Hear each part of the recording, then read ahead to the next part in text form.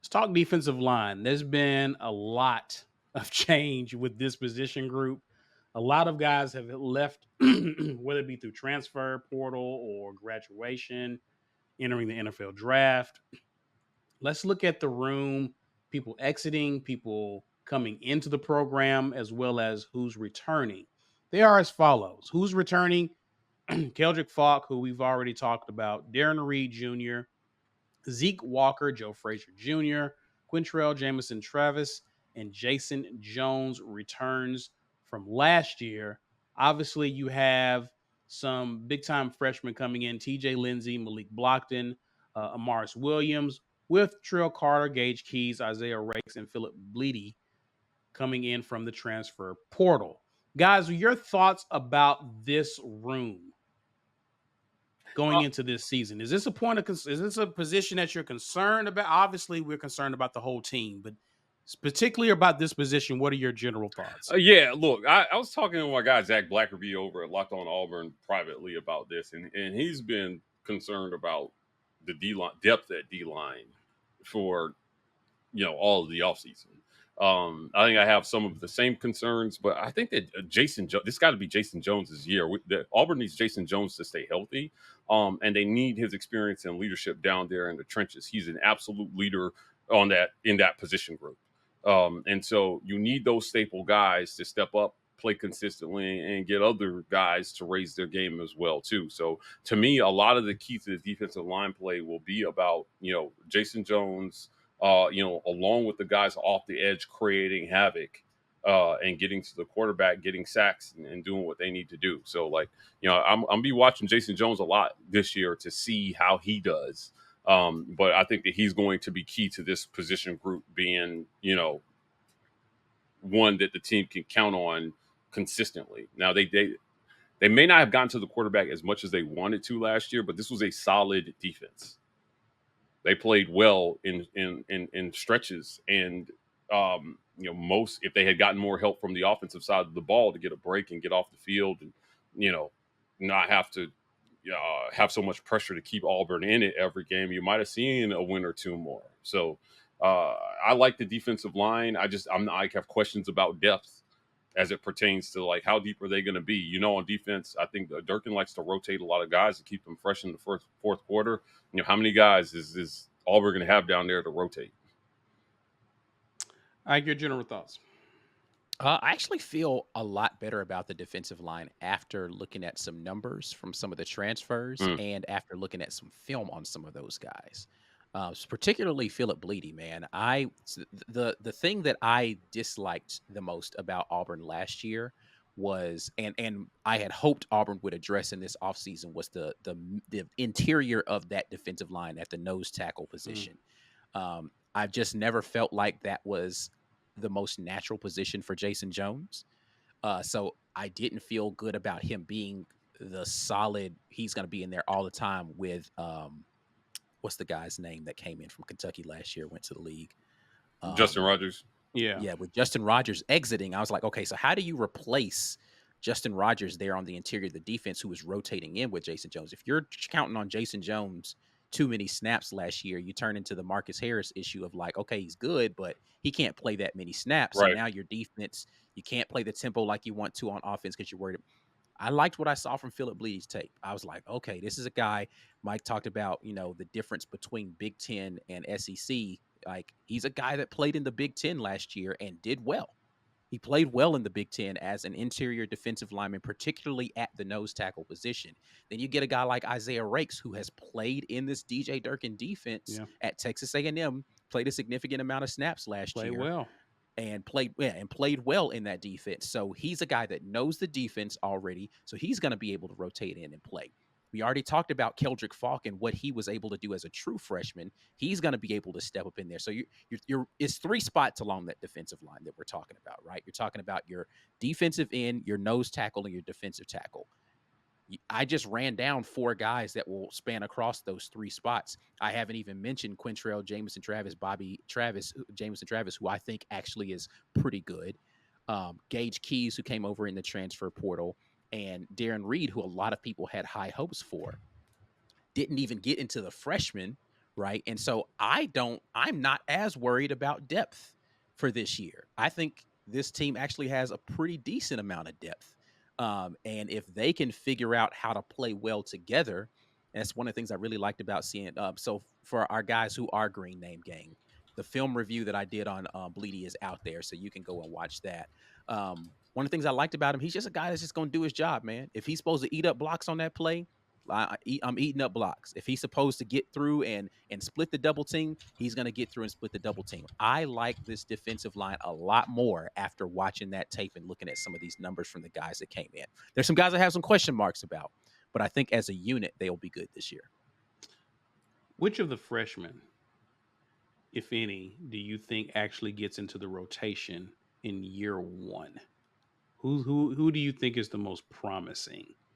And Mike, either one of y'all can speak to that. Most promising Of the freshmen? Of the true freshmen out of high school. Malik Blockton. Hands down, Malik Blockton. Dude, if you see Malik, if you are in the Auburn area and you see a guy who might, man, Malik Blockton looks scary. Dude, this dude is scary. The first time I stood next to him, I was like, holy crap. Like, he looks like he might lend me $5 if I need it, but then beat the crap out of me if I didn't pay it back. Like, he's scary. For a freshman, he's already physically ready for the SEC. That's wild. And usually on the line, it takes those guys a little bit to catch up to, physically to what you need to be, consistently physical, in the SEC. But man, he's already there. So for me, it's Malik Blockton. I think he has a chance to get a lot of meaningful playing time this year and help provide some of that depth that that I'm concerned about. But yeah, I like Malik Blockton to be a guy that just steps up and people are like, whoa, man, SEC freshman of the all SEC freshman team easily. Malik Blockton. In terms of DJ Durkin's defense and what he likes to do with the defensive line, are they pretty much just eating blocks and just freeing up space for the linebackers to do their thing, or does he likes pass rushers up front? Like, what does DJ Durkin like? Yeah, I mean, I think each position has kind of a different focus depending upon what's happening, but their primary thing is in the pass rush is going to be occupying blocks because he wants to bring edge pressure or blitz a linebacker. But it's really how well do you stop the run, right? What Durkin wants to be able to do is make sure his linebackers and safeties don't have additional run responsibility. They have the freedom to move around. I got the freedom to blitz them when I want to, not have to blitz them if I don't need to. So your defensive line needs to be able to handle run responsibility. Are you going to be able to occupy blocks in the interior or set the edge if you're a defensive end guy to make sure that they can't run wide? If you can do those things in that Durkin defense, then the rest of the defense has less things that they've got to worry about. He doesn't have to, bring a safety down into the box. All right, cool. The Texas A&M defense is a perfect example from last year. Not very good as far as talent is concerned in that secondary. They were out of position a lot. They graded out poorly for the vast majority of the year. That front seven was so good against the run, it didn't matter. You couldn't run the ball on Texas A&M. They were one of the best run defenses in the country last season because that front seven was so good. If you're able to do that, it makes the rest of and so the Texas A&M defense graded out well overall because the front seven was so dominant. If you can do that consistently, it helps everybody else. And I think that Auburn has enough talent in the secondary that if you're playing that well up front, it's going to be a big problem for teams. Yep. Who has an amazing year up front this year, in your opinion?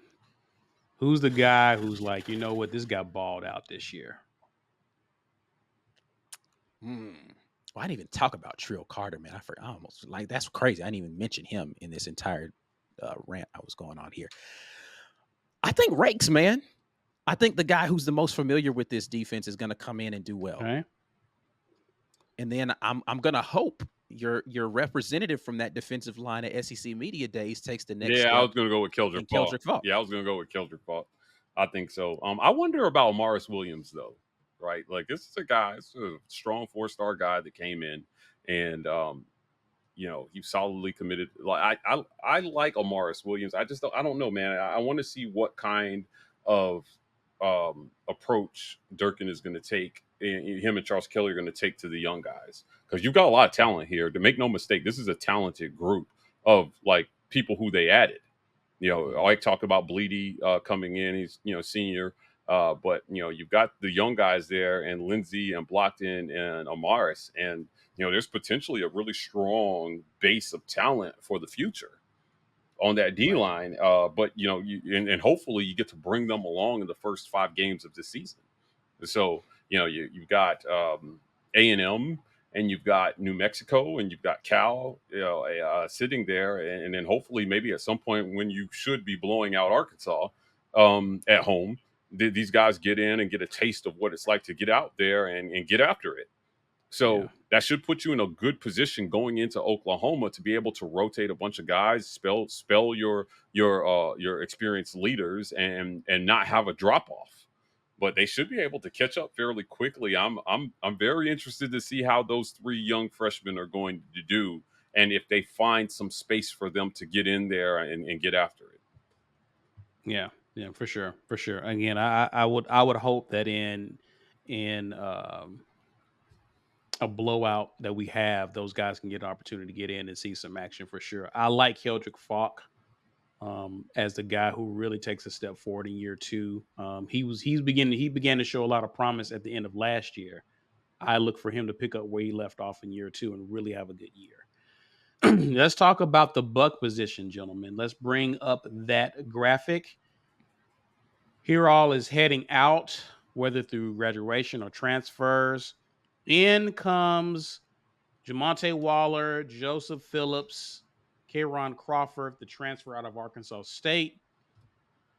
How do we feel about this room with Jalen McLeod returning? I think he was a bit of a revelation of sorts in terms of last year when they got him out of the portal, a major pickup, and he pretty much he flashed. I know he had some health issues last year, but with him returning fully healthy, how do we feel about the buck position with some reinforcements coming behind them, some talented guys at that? McLeod should be second team All SEC at worst after this season, right? Like if he's not second team All SEC at least, something went wrong.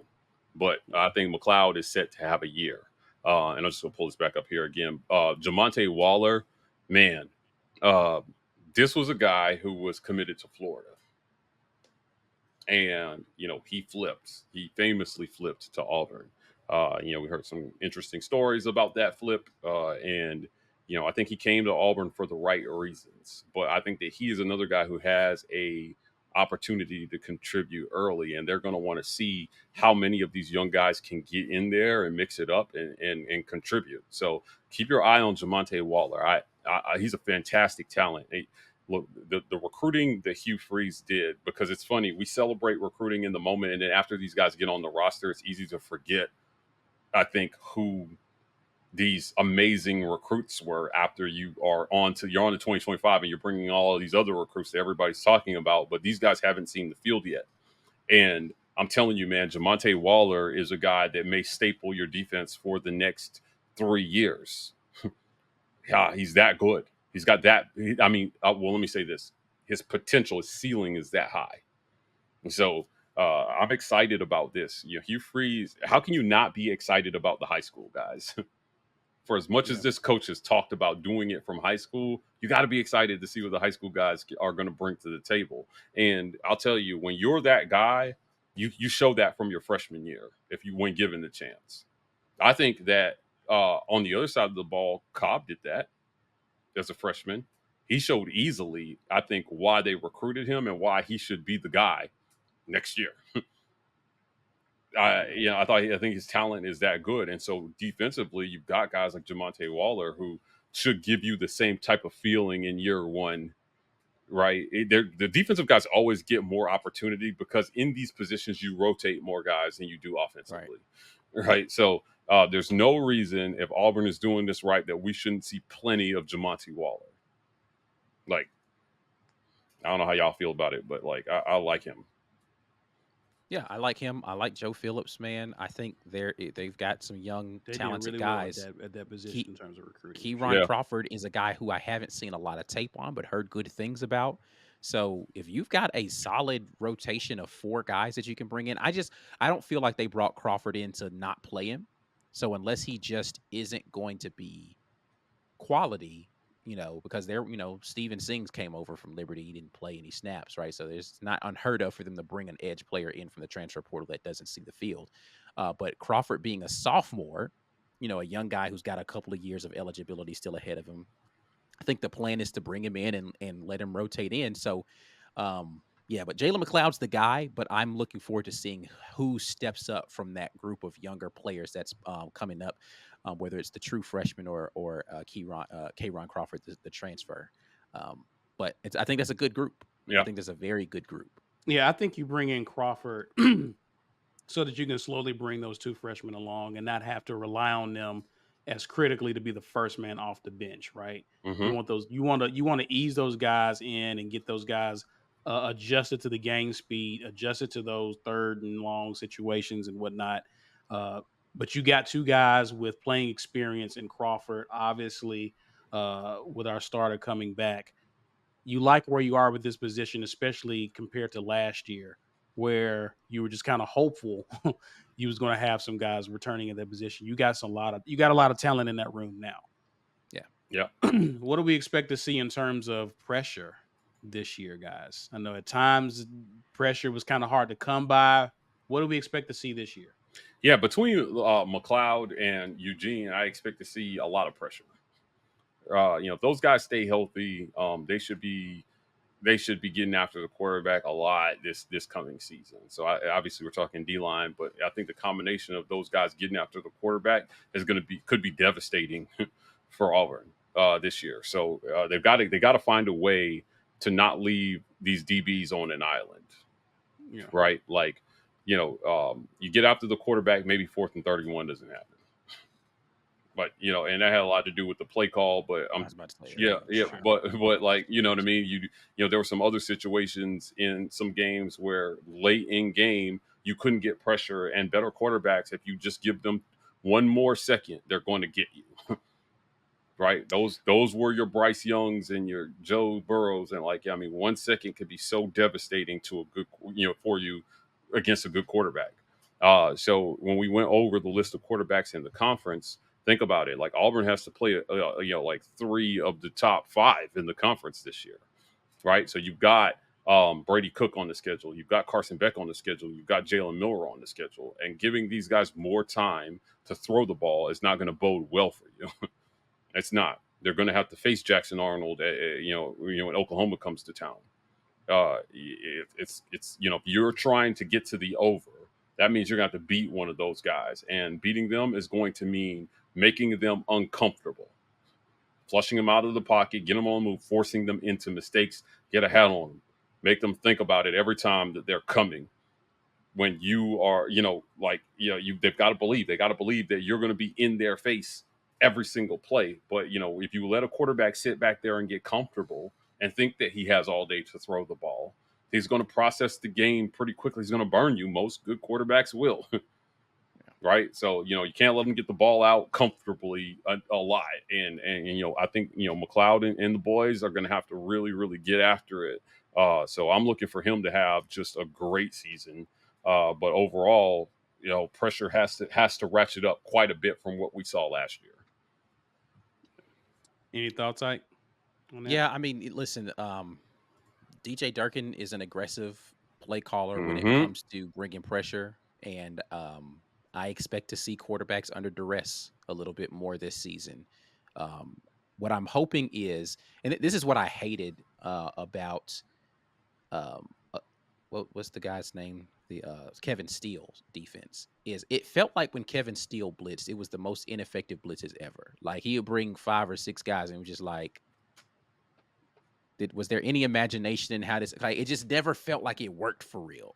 Hmm. And Durkin is a guy who knows how to coach guys into disguising the pressure a little bit more and timing their blitzes a little bit more effectively. So I'm looking forward to seeing situations where guys are getting free runs at quarterbacks, and those quarterbacks are either feeling the pain Mm-hmm. or running for their Yep. lives. Right. More often than not, when they have to get into those third and long scenarios that Auburn was notoriously terrible at last Yeah. season. Like I say, if you're bringing pressure this year, if you're able to put pressure on the quarterback, maybe we see less of those giving up a lot of yards on third down. We were actually not bad on third down. It was like, but we would put them in fourth and manageable. Yeah, Yeah. that was the problem. Yeah. The Yeah. third down success rate wasn't high, but you third and 16 gets converted on to third and four. I mean, gets turned into 4th and 1 or 4th and 2, and they're like, oh, we can just go get these other 2 yards, stay on the field. Hey man, keep them out of fourth and manageable scenarios more often than not. Get your offense back out there on the field. If Peyton Thorne's going to get the requisite a number of attempts, then the defense needs to get off the field a little bit more often too. They got to help each other, and they didn't do enough of that last year. The defense was on the field too much because they weren't getting off the field. Yep. The offense was on the field not enough because they were too many 3 and outs or too many 5-play or less drives. Yeah. Can't happen. Can't happen this season. Agreed. Listen, let's get to some of you guys' comments. We're going to start from the top. Daniel Denny, he sent this early on in the live. Can y'all believe that football season is upon us? Yeah. Well, as soon Almost here, man. as media days gets here, it becomes real. It's like, all right, like we're like a month out from this thing happening again. This off season went by fast for me. I don't know about you guys, but I feel like it went by fast. It does seem like it went faster than previous years. It seemed like it took forever in the past. But yeah, I have to agree with that, Mike. I mean, and after media days too, it's like Big Cat Weekend, And players then report for fall camp. Yeah. Yeah. So once media days, it's almost like a back to back to back. So Yeah. I'm glad it's finally here. In 3 weeks, James in Bar- 3 weeks, we'll be arguing about what everybody will be arguing about what they were told about what happened at fall camp. Like, yeah, Right. it's that time of year. I want to shout out show sponsor JOYMODE. Guys, we'll call out the obvious here. When it comes to bedroom confidence, you want to be the best version of yourself. JOYMODE has you covered with a bunch of options. Now, you guys reference this Rhino pill, right? Like, listen, JOYMODE says instead of picking up a sketchy Rhino pill from the gas station, you should order JOYMODE because it comes in Oh, a is that nice, what that is? yeah, right, yeah, it's one of them gas station pills. Don't do it, right? Yeesh. Like, there's a lot of things you can get from a gas station that will definitely mess you up, right? And they're saying this is one of them. But JOYMODE comes in a little palm-sized packet that you can put in 6 to 8 ounces of water 45 minutes before sexual activity and watch the magic unfold. Not only is this the only supplement you'll need in the bedroom, but it also supports your blood vessels, cardiovascular health, athletic performance, and blood pressure. Athletic performance is interesting, right? Like, so I'm just going to take some and then I'm going to hoop with a heart on. How does that work? This allows for your cardiovascular system to pump more blood seamlessly and effectively to the areas of your body that need it, whether during workout, sexual activity, or regular daily exertion. Visit usejoymode.com and for 20% off plus free shipping when you use code rapport. Again, usejoymode.com, 20% off plus free shipping when you use code rapport. For full episodes, check out the Midweek Report, going live on the War Report's YouTube channel at 7 p.m. Central Standard Time Wednesday nights. Until the next time, War Eagle.